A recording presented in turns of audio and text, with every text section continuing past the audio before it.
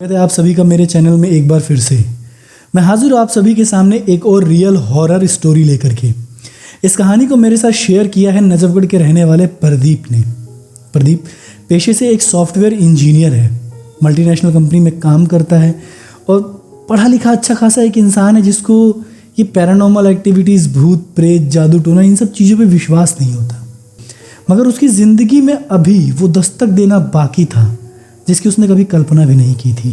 एक बार की बात है, प्रदीप अपने घर में हंसी खुशी रह रहा होता है कि तभी उसकी छोटी मौसी, कहते हैं कि घर की सबसे छोटी मौसी है वो, इसके घर आती हैं, यानी दिल्ली नजफगढ़ के एरिया में, और इनके साथ हंसी खुशी रहना चालू कर देती हैं। एक दिन ऐसे ही सब लोग बैठ करके आपस में फैमिली गैदरिंग होती है, बातचीत कर रहे होते हैं कि तभी प्रदीप की मम्मी बताती हैं कि इन मौसी के ऊपर एक जिन्नात का साया है। इसे सुनने के बाद प्रदीप को बड़ी हंसी आती है और कहता है कि मौसी आप इन सब बातों को, मम्मी आप इन सब बातों में कैसे बिलीव कर लेते हो? ये सब भूत प्रेत जिन्नात, ये सब सिर्फ किताबी बातें हैं, वहम है, डराने के लिए बनाया गया, ऐसा कुछ नहीं होता। प्रदीप की बातें सुनकर के मौसी थोड़ी सी गर्म होने लगती हैं, उनके चेहरे पे एक अलग ही भाव दिखना चालू हो जाता है। प्रदीप इस बातों को नोटिस करता है मगर वो बिलीव नहीं करता। उनका ऐसा लगता है कि मौसी की बातों को कोई झुटला रहा है, आज इसीलिए मौसी गुस्से में है। मगर हकीकत तो कुछ और थी। अब इस बात को एक रात देख लिया जाता है जब मौसी के शरीर पर वो आत्मा, वो जिन्नात हावी होता है और घर में जोर जोर से चिल्लाना चालू कर देता है और घर के सभी मेंबर्स अचानक से इकट्ठे होते हैं और मौसी का ऐसा अजीब सा रूप देख करके सभी को शौक लगता है। मैं आपको बताना चाहूँगा कि प्रदीप के साथ प्रदीप, उसकी वाइफ, उसका एक 6 साल की बेटी भी है, बड़ा भाई, उसकी वाइफ और बड़े भाई का एक 10 या 12 साल का लड़का और मदर, ये लोग रहा करते थे। और मौसी जो गांव से अभी अभी आई थी।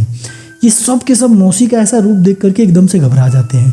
तभी वो प्रेत उखड़ करके वो जिन्नात बोलता है कि तुम्हें क्या लगता है कि मैं महज एक कल्पना हूँ, एक वहम हूँ? तुम बोलो तो तुम्हारा भविष्य, वर्तमान, पास्ट सब बता दूंगा। अब इस चीज़ को देख करके घर के सभी मेंबर्स को बड़ी घबराहट होती है। प्रदीप अभी बिलीव नहीं करता है। प्रदीप को लगता है ये सब सिर्फ एक मानसिक मेंटलिटी प्रॉब्लम है। मौसी को किसी डॉक्टर के पास, अच्छे डॉक्टर के पास दिखाना चाहिए। मौसी को रात में चलने बोलने की बीमारी है, इस वजह से मौसी ऐसा कर रही हैं। 2-3 रात फिर घटनाएं होती हैं। घर के सभी मेंबर्स को डर लगने लगता है। तो नजफगढ़ में एक एरिया है जहाँ पर ये लोग अपनी मौसी को लेकर के पहुँचते हैं, जहाँ बहुत से लोग आते हैं। मेरे ख्याल से आप लोगों ने उस एरिया, उस जगह का नाम भी सुना होगा। आप लोग दिल्ली से हैं तो उस जगह का नाम कुछ मुझे जो बताया गया था, मैं वहाँ पे गया हूँ, छावला में कोई जगह पड़ती है, वहाँ पर है। छावला में जब वो उसको लेकर के पहुँचते हैं, मौसी को बड़ा भाई और भाभी लेकर के पहुँचते हैं। प्रदीप नहीं जाता। बड़ा भाई और भाभी जब उसको लेकर के छावला के उस कैंप में पहुंचते हैं, उस जगह पहुंचते हैं, मठ में पहुंचते हैं, तो सडनली वो उखड़ के बोलना चालू कर देता है।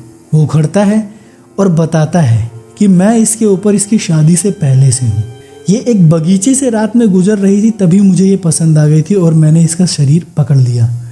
इसकी शादी हुई तब भी मैं था। इसकी बहुत सी शादियों को मैंने काटा, मगर जब मुझे ये लगा कि इसके घर वाले इसकी शादी करके ही मानेंगे, तब मैंने अपने पसंद के लड़के से इसकी शादी करवाई। अगर इसके घर वालों को ये लगता है कि शादी इसके घर वालों ने कराई, तो ये इन लोगों का वहम है। इसकी शादी मैंने अपने पसंद से करवाया।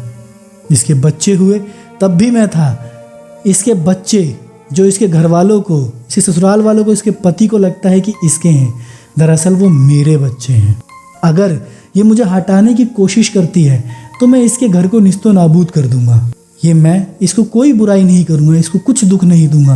ये जो मांगेगी मैं दूंगा, लेकिन अगर इसने मुझे हटाने की कोशिश भी की तो मैं इसके घर की ईंट से ईंट बजा दूंगा। उखड़ने के बाद जब ये बात उस बाबा के सामने बोलता है तो बाबा कुछ पुड़िया, भभूत, राख, ये सब चीज़ें बना करके उसको देते हैं।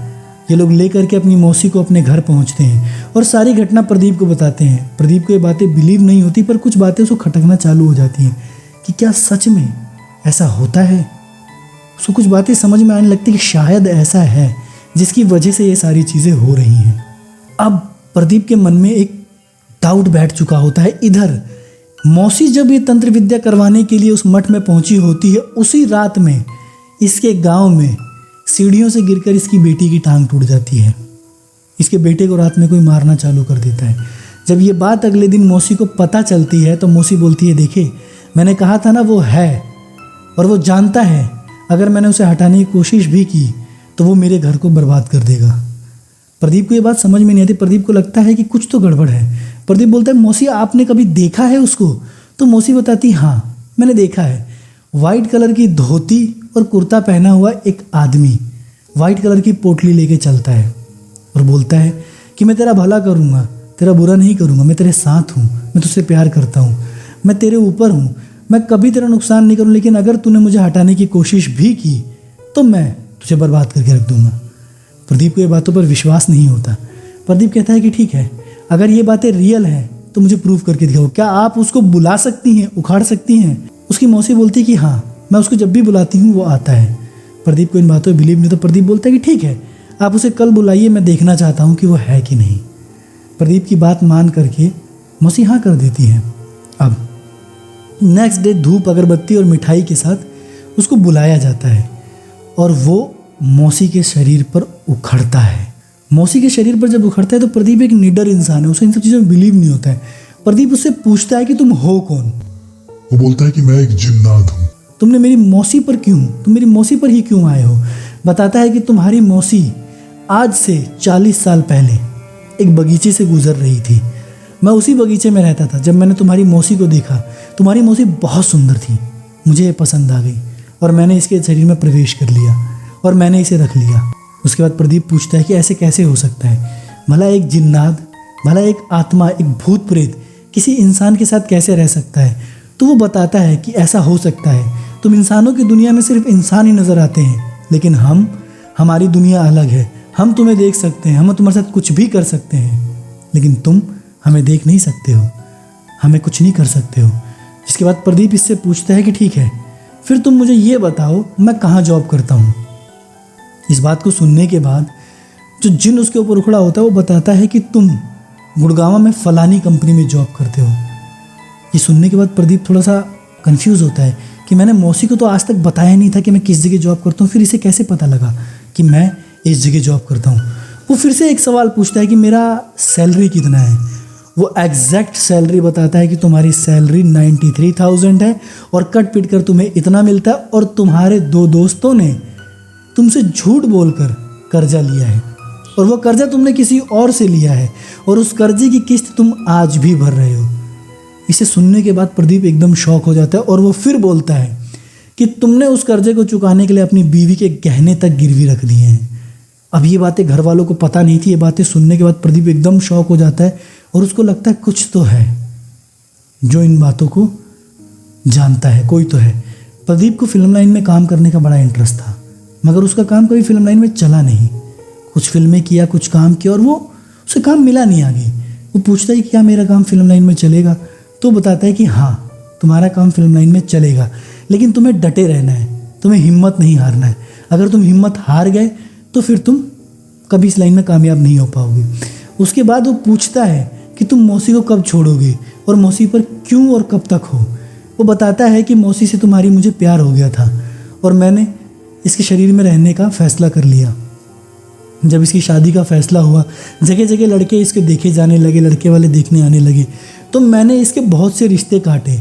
वहीं बैठी प्रदीप की माँ बताती हैं कि ये बात बिल्कुल सच है, इसके बहुत से रिश्ते कटे, इसकी शादी होने में बहुत सी दिक्कतें हो रही थी।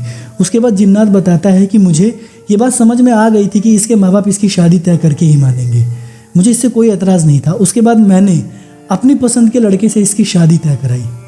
जहाँ ये लोग सोचते हैं, इसे घर वाले सोचते हैं कि इन्होंने रिश्ता किया, नहीं, मैं चाहता तो उस रिश्ते को भी काट सकता था, मगर मुझे उसके घर में कमज़ोरी दिखाई दी। उसके घर के देवता पितर मुझे थोड़े से कमज़ोर दिखाई दी, जहाँ पर मैं प्रवेश कर सकता था आसानी से, और मैंने उस घर में इसकी शादी को फिक्स कर दिया। हर किसी को ये लगता था कि ये बच्चे जो इससे शरीर से हुए हैं वो बच्चे इसके पति के हैं, मगर ये दरअसल झूठ है। वो बच्चे मेरे हैं और मैं कभी भी इसके शरीर को छोड़ूंगा नहीं, इसको कोई नुकसान नहीं पहुंचाऊंगा। ये जो बोलेगी, अन्न धन संपत्ति मैं सब कुछ दूंगा, रोटी रोजगार, लेकिन अगर ये मुझे हटाने की कोशिश करती है, अगर ये कोशिश करती है कि इसको हटा दिया जाए, कहीं फेंक दिया जाए या इसको तंत्र विद्या से बांध दिया जाए, तो मैं इसके घर को निस्तो नाबूद कर दूंगा। मैं इसकी सारी ख्वाहिशें पूरी करूंगा, लेकिन ये कभी मुझसे कोई ख्वाहिश जताती ही नहीं है। जब भी मुझसे कोई ख्वाहिश जताएगी मैं पूरा करूँगा, मैं इसकी हर मन्नत पूरा करूँगा। कोई भी इसके पास कोई दुख लेकर के आएगा तो मैं उसको दूर करूँगा। लेकिन ये कभी मुझे नहीं बुलाती है, कभी मुझे पूछती नहीं है किसी चीज़ को। अगर ये मुझसे मांगती है तो मैं इसकी इस ख्वाहिश को पूरा ज़रूर करूँगा। ये बातें बोलने के बाद जिन्नात बोलता है कि अब मेरे जाने का समय हो चुका है और मैं जाता हूँ। इतना बोलकर जब जिन्नात जाता है तो मौसी एकदम निढाल बेहोश हो जाती है। जब मौसी को होश आता है तो मौसी से प्रदीप पूछता है कि मौसी क्या हुआ था, आपको कुछ याद है? मौसी बताती है कि नहीं, मुझे कुछ भी याद नहीं कि क्या हुआ था, क्या पूछा गया था। उसके बाद प्रदीप बताता है कि मौसी ऐसा ऐसा उस जिन्नात ने कहा है, वो आपकी हर ख्वाहिश को पूरा करेगा। तो आपके घर में जिसकी जॉब नहीं लग रही है आप उससे जॉब मांगो, अगर वो जॉब नहीं लगा तो पैसे मांगो, आप देखो वो जिन्नात पूरा करता है या नहीं। जिसके बाद मौसी अगले दिन उनकी गांव का टिकट होता है, वो बोल करके वहाँ से चली जाती हैं और वो भूल जाती हैं। प्रदीप उनको फ़ोन करके 1 महीने बाद याद दिलाता है कि मौसी आपने मांगा या नहीं मांगा। उनकी मौसी को याद आता है और वो उस जिन्नात को बुला करके अपने शरीर पे फिर से मांगती हैं कि मेरे बेटों का रोज़गार लगाओ, मुझे घर में पैसा, बरकत, समृद्धि दो। और ऐसा ही होता है दोस्तों। उनके घर में उसके बेटे की सरकारी नौकरी लग जाती है, बेटी की अच्छे घर में शादी होती है और इसके घर में इसके पति को कहीं से पैसों से भरा हुआ बैग मिलता है, जिससे वो दुकान खोलता है और उसकी दुकान पे हमेशा भीड़ लगी रहती है। इसके घर में पैसों की, ईंधन की बरकत होने लगती है। मगर सोचने वाली बात यह है दोस्तों, मैं तो नहीं जानता, पर मैंने ऐसी बातों को सुना है, भूत हमेशा बुराई करता है। क्या अच्छाई वाले जिन्नात भी होते हैं? मैंने सुना तो है कि कुछ जिन्नात ऐसे होते हैं, कुछ आत्माएं ऐसी होती हैं कि अगर खुश हो जाएं तो मालामाल ईंधन पैसों की बारिश कर देते हैं। मगर क्या ये हकीकत है? प्रदीप ने जब मुझे ये कहानी पूरी बताई तो मुझे ऐसा लगा कि शायद कहीं ना कहीं ये हकीकत हो सकती है, क्योंकि मैंने बहुत से लोगों के मुंह से ये बातें सुनी हैं कि ऐसा होता है। आपको ये कहानी कैसी लगी? और अगर आप लोग मेरे साथ अपनी कहानी शेयर करना चाहते हैं तो आप लोग मेरे Instagram handle Sanatan fact for you पर जा करके अपनी कहानी शेयर कर सकते हैं। ऑडियो रिकॉर्डिंग, वीडियो रिकॉर्डिंग या फिर टाइप करके भेज सकते हैं। धन्यवाद।